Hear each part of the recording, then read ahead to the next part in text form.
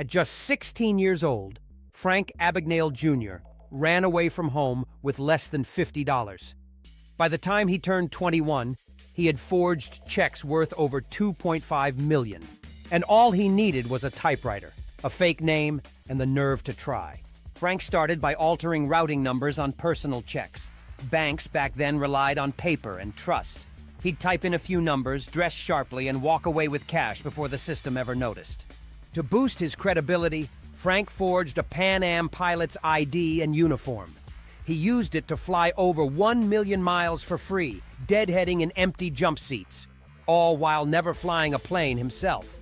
He didn't stop at aviation. Frank impersonated a doctor in Georgia and even a legal prosecutor in Louisiana. He studied just enough to fool entire hospitals and courtrooms.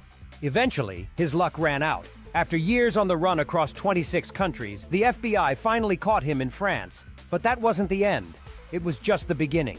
Frank served time, but the FBI offered him a deal: help catch other forgers. He went on to work for the government and became a global fraud prevention expert. His story inspired the film Catch Me If You Can. And yes, it's all true. Follow and subscribe for more stories like this.